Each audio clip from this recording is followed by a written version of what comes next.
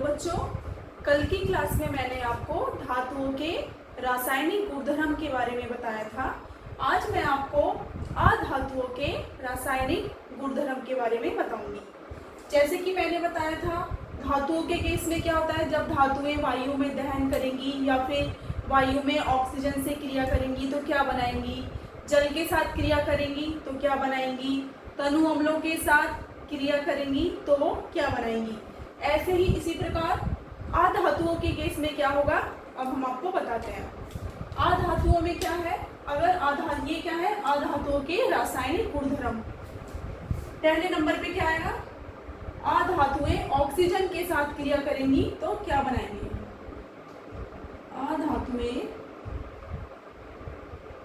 अधातुओं की ऑक्सीजन के साथ क्रिया,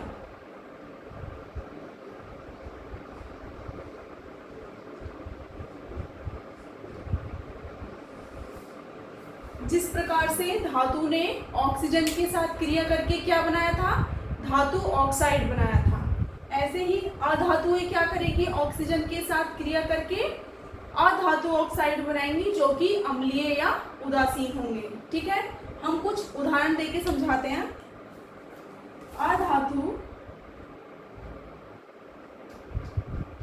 अधातु अगर ऑक्सीजन के साथ क्रिया करेंगी तो क्या बनाएंगी,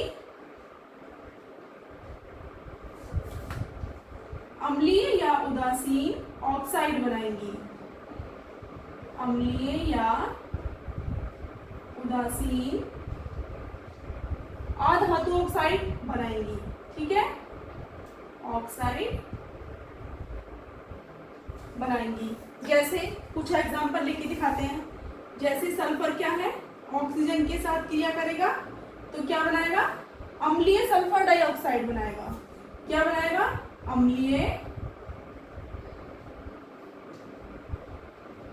अम्लीय सल्फर, ये क्या है, SO2 सल्फर डाइऑक्साइड।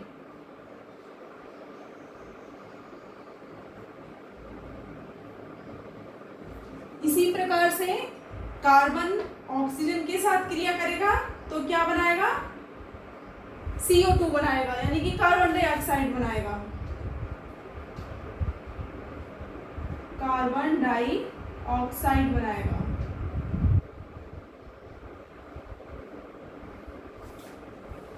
अगर हाइड्रोजन ऑक्सीजन के साथ क्रिया करेगा तो क्या बनाएगा, जल बनाएगा। जल कैसा होता है, उदासीन होता है, तो जल कैसा जल बनेगा, उदासीन जल बनेगा।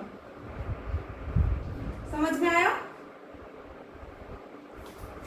धातुओं के केस में क्या था, जैसे धातुएं बना रही थी धातु ऑक्साइड, ऐसे ही अधातु भी अम्लीय या उदासीन ऑक्साइड बनाएंगी। सल्फर का मैंने उदाहरण लेके दिखा दिया आपको, कार्बन का और हाइड्रोजन का। सल्फर क्या करेगा, ऑक्सीजन के साथ क्रिया करके अम्लीय सल्फर डाइऑक्साइड बनाएगा। इसी प्रकार कार्बन डाइऑक्साइड बनाएगा। हाइड्रोजन क्या करेगा, ऑक्सीजन के साथ क्रिया करके उदासीन जल बनाएगा। अगला हम बात करते हैं अधातुओं की जल के साथ क्रिया।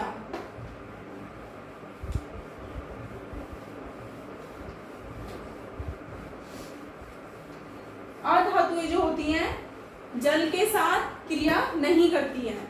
अधातुएं क्या होती हैं, जल के साथ अभिक्रियाएं नहीं करती हैं और ना ही तनु अम्लों के साथ क्रियाएं करती हैं। यहाँ पे लिख के बता देते हैं। अधातुएं तीसरे में अधातुएं क्या है, जल व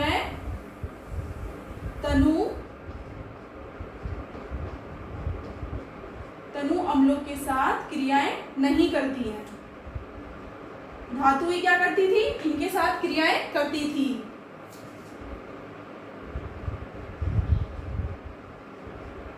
क्रिया नहीं करती हैं। अधातु क्या होंगी, जल और तनु अम्लों के साथ क्रिया नहीं करेंगी। तनु अम्लों के साथ क्रिया क्यों नहीं करेंगी, क्योंकि जो अधातुएं होती हैं वो अम्लों में से हाइड्रोजन को विस्थापित करने में असमर्थ होती हैं। कल मैंने बताया था धातुएं क्या करती हैं, जो अधिक अभिक्रियाशील धातु होती हैं वो आसानी से तनु अम्लों में से हाइड्रोजन को विस्थापित कर देती हैं। लेकिन अधातुओं में क्या होता है, अधातु तनु अम्लों में से हाइड्रोजन को विस्थापित करने में समर्थ नहीं होती हैं। इसीलिए अधातु क्या है, जल और तनु अम्लों दोनों के साथ ही क्रियाएं नहीं करेंगे। ओके, अगले नंबर पर हम बात करेंगे, अगला क्या है धातुओं का रासायनिक गुणधर्म, जब अधातु लवण विलयनों के साथ क्रिया करेगा। धातुओं के अलग थे रासायनिक गुणधर्म, अधातुओं के अलग हैं। अगला नंबर क्या है, जब अधातु क्या करेगा, अधातु की लवण विलयनों के साथ क्रिया होगी।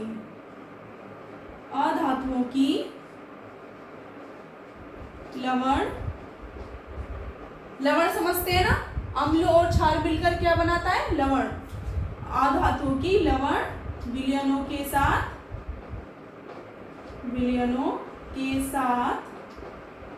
अभिक्रिया, तब क्या बनाएगा,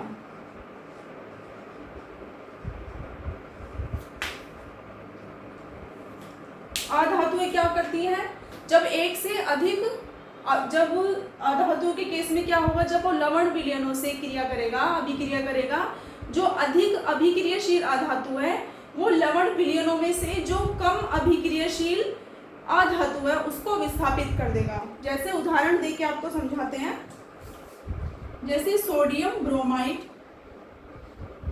और क्लोरीन। क्लोरीन क्या होता है हमारा, क्लोरीन क्या है, अधिक अभिक्रियाशील है। कैसी अधातु है, अधिक अभिक्रियाशील, जल्दी से रिएक्ट कर लेती है। अधातु क्या है, अधिक अभिक्रियाशील है, तो वो लवण विलयन क्या है, जैसे ये क्या है, सोडियम ब्रोमाइड में से क्या करेगा, सोडियम ब्रोमाइड, इसको क्या बोलेंगे, सोडियम ब्रोमाइड। अधिक अभिक्रियाशील है तो ये सोडियम ब्रोमाइड में से इसको विस्थापित करके ब्रोमीन को अलग कर देगा, Br2। समझ में आया। अधातुओं की लवण विलयनों में क्या होगा, अधातु क्या करेंगी, जो अधिक अभिक्रियाशील धातु है जैसे कि क्लोरीन, वो लवण विलयनों में से जो कम अभिक्रियाशील है उसको अलग विस्थापित कर देगा और खुद उसके साथ जुड़ जाएगा। ये तो था अधातु का चौथा नंबर, लवण विलयनों के साथ अभिक्रिया। अब पांचवें नंबर पे बात करते हैं, जब अधातुओं की क्लोरीन के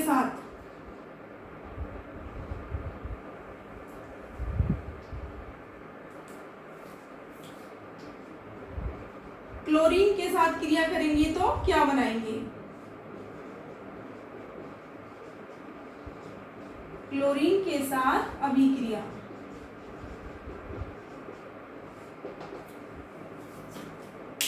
अधातु के क्लोरीन के साथ अभिक्रिया में क्या होगा, अधातु क्लोरीन के साथ क्रिया करके क्लोराइड बनाएंगे, सह संयोजक क्लोराइड बनाएंगे। जैसे उदाहरण लेके समझाते हैं आपको, इसमें क्या है, जैसे हाइड्रोजन क्लोरीन से अभिक्रिया करके क्या बनाएगा, HCl बनाएगा, यानी कि सह संयोजक क्या बनाते हैं, ये अधातु क्लोरीन के साथ क्रिया करके क्या बनाएंगे, सह संयोजक क्लोराइड बनाएंगे। ये क्या है, जैसे हाइड्रोजन क्लोराइड, सह संयोजक हाइड्रोजन क्लोराइड।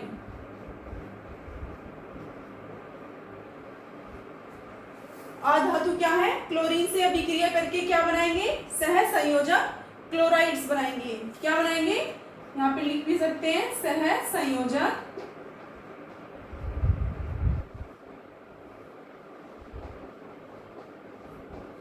क्लोराइड्स बनाएंगे। जैसे एग्जांपल लेके दिखा दिया है हमने, हाइड्रोजन क्या है, क्लोरीन के साथ क्रिया करेगा। हाइड्रोजन क्या है, अधातु, क्लोरीन के साथ अभिक्रिया करेंगे तो क्या बनाएंगे, सह संयोजक हाइड्रोजन क्लोराइड बनाएगा।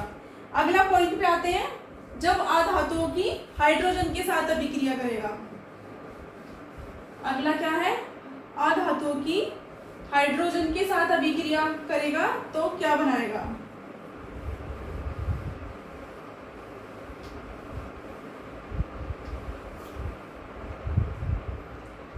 अधातुओं की हाइड्रोजन के साथ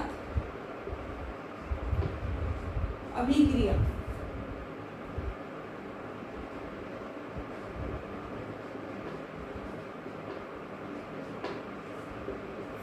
जैसे इसमें हाइड्रोजन अधातु क्या क्लोरीन के साथ करके क्या बना रहा था, सह संयोजक क्लोराइड्स बना रहा था। ऐसे ही जब अधातु हाइड्रोजन के साथ क्रिया करेगा तो सह संयोजक हाइड्राइड्स बनाएगा। क्या बनाएगा, सह संयोजक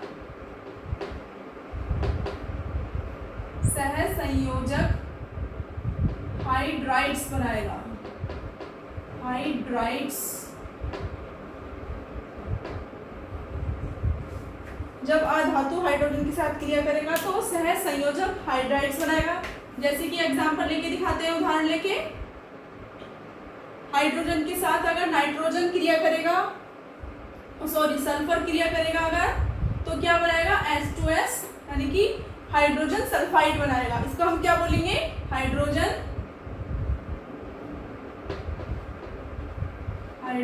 सल्फाइड।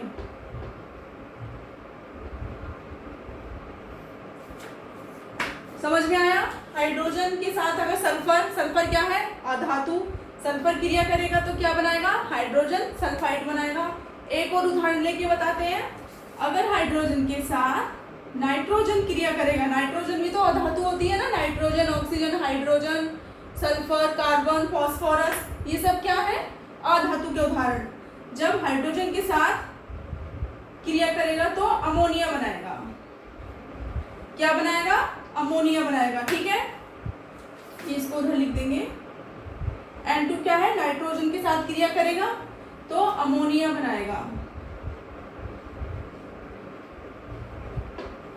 ये वाली अभिक्रिया किसकी उपस्थिति में होगी, आयरन, एक आयरन क्या है, उत्प्रेरक होता है, उसकी उपस्थिति में ये अभिक्रिया पूर्ण होगी।